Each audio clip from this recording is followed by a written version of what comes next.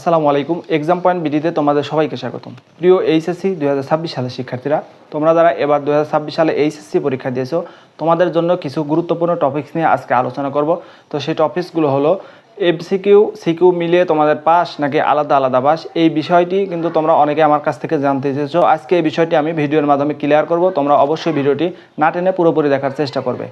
তো চলো বন্ধুরা, আর দেরি না করে ভিডিওটি শুরু করা যাক। আর তোমরা যারা আমার চ্যানেলে নতুন, অবশ্যই চ্যানেলটি সাবস্ক্রাইব করে পাশে থাকা বেল আইকনটি চালু করে দিবে। এইচএসসি পরীক্ষার্থী, এবছর কিন্তু তোমাদের অনেক হার্ড পরীক্ষা হচ্ছে। তোমরা অনেকেই আমাকে কমেন্ট করছো যে ভাইয়া আমি এমসিকিউতে পাস করব কিন্তু সিকিউতে করব না। আবার অনেকেই লিখছো যে ভাইয়া আমি সিকিউতে পাস করব, এমসিকিউতে করব না। এখন এমসিকিউ এবং সিকিউ এই দুইটা মিলে পাস নাকি আলাদা আলাদা পাস? তো দেখো, এখানে কিন্তু তোমাদের যে পরীক্ষাগুলো 100 মার্কের, সেখানে কিন্তু তোমার 30 মার্ক থাকে এমসিকিউ এবং সিকিউ থাকে 70 মার্ক। 70 মার্কের মধ্যে কিন্তু তোমাদের অবশ্যই 23 মার্ক পেতে হবে। আর এমসিকিউতে কিন্তু অবশ্যই 30-এর মধ্যে 10 পেতে হবে। তো অর্থাৎ এখানে বোঝা যাচ্ছে যে তোমরা যারা পরীক্ষা দিয়েছো, তোমাদের কিন্তু সিকিউ এবং এমসিকিউ দুটি কিন্তু আলাদা আলাদা বিষয়ে পাস করতে হবে। কারণ তোমাদের যে এমসিকিউ এটি কিন্তু সম্পূর্ণ কম্পিউটারের মাধ্যমে দেখা হয়। এখানে কিন্তু শিক্ষকরা কোনো হাত থাকে না। তো এখানে কিন্তু তোমরা এমসিকিউতে যদি 1 মার্ক অথবা 2 মার্ক কম পাও, সেক্ষেত্রে কিন্তু তোমাদেরকে পাস করানো হবে না। কেননা এবছর কিন্তু শিক্ষামন্ত্রী খুব কঠোর হুঁশিয়ারি দিয়েছে যে কোনো সহানুভূতিশীল নাম্বার দেওয়া হবে না। তোমরা যারা এমসিকিউতে খারাপ রেজাল্ট করেছো, তোমাদের জন্য কিন্তু বলা যাচ্ছে না যে কী হতে পারে, তবে আশা করি তোমরা সকলে পাস করবে।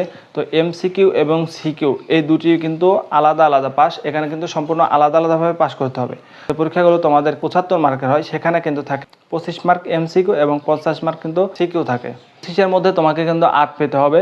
8 পেলে কিন্তু তুমি পাস করবে। 50 মার্ক, এই 50 মার্কের মধ্যে তোমাকে কিন্তু অবশ্যই 17 পেতে হবে। এখানেও কিন্তু সম্পূর্ণ আলাদা আলাদাভাবে পাস। দুটি বিষয় অর্থাৎ সিকিউ এবং এমসিকিউ দুইটি ক্ষেত্রে কিন্তু আলাদা আলাদাভাবে পাস। অর্থাৎ তোমাকে সিকিউতে আলাদাভাবে পাস করতে হবে এবং এমসিকিউতে কিন্তু আলাদাভাবে পাস করতে হবে। তো এখানে কিন্তু কোনো সুযোগ নেই যে তুমি এমসিকিউতে যদি 2-1 মার্ক কম পাও পাস করে দেওয়ার, কারণ এমসিকিউ সম্পূর্ণ কম্পিউটারের মাধ্যমে দেখা হয়।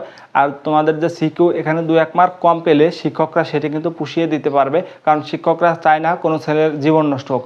তো 2-1 মার্কের জন্য তোমরা যারা ফেল করবে এমসিকিউতে, সেখানে কিন্তু তোমার পাস করার সুযোগ নেই। যদি তুমি সিকিউতে 2-1 মার্ক কম পাও, সেক্ষেত্রে শিক্ষকরা কিন্তু তোমাকে 5 মার্ক দিতে পারে তাদের ওই সহানুভূতির ক্ষেত্রে। তো কেননা শিক্ষামন্ত্রী যতই বলুক না কেন, তোমাদের যে কঠোরভাবে খাতা দেখুক, কোনো শিক্ষকই চায় না যে তোমরা যাতে ফেল করো। সেজন্য তারা কিন্তু তাদের সহানুভূতির জায়গা থেকে ওই 2-1 মার্ক দিয়ে দেবে। তো এখানে চিন্তার কোনো কারণ নেই, কারণ আশা করি তোমরা সকলেই বুঝতে পেরেছো। কারণ এবছর এইচএসসি পরীক্ষা কিন্তু নতুন শিক্ষামন্ত্রীর আন্ডারে হচ্ছে। এর আগের ব্যাচ যারা ছিল তারা কিন্তু এই শিক্ষামন্ত্রীর আন্ডারে পরীক্ষা দেয়নি। সো এবছর নতুন সংযোজন আসলেও তোমরা যা সিকিউতে খারাপ করেছো, অবশ্যই তোমরা পাস করবে। কেননা শিক্ষকরা কিন্তু তাদের জায়গা থেকে তোমাদের মার্ক ঠিকই দেবে। আর এমসিকিউর কথা আলাদা, কারণ এমসিকিউ সম্পূর্ণ কম্পিউটারের মধ্যে নির্ভুলভাবে দেখা হয়। ওখানে তোমাদের যারা 2-1 মার্ক কম পেয়েছো, সেক্ষেত্রে কিন্তু আমি সঠিক তথ্য বলতে পারছি না, কারণ সেখানে কিন্তু মার্ক হয়তো তোমাদের বাড়ানো যাবে না। কারণ এখানে কিন্তু বোর্ড সরাসরি তাদের কম্পিউটারের মাধ্যমে তোমাদের এই যে এমসিকিউ এর যে উত্তরপত্র, সেটা কিন্তু দেখে থাকে। তো আশা করি তোমরা বুঝতে পেরেছো। প্রশ্ন থাকলে অবশ্যই আমার কমেন্ট বক্সে জানাবে।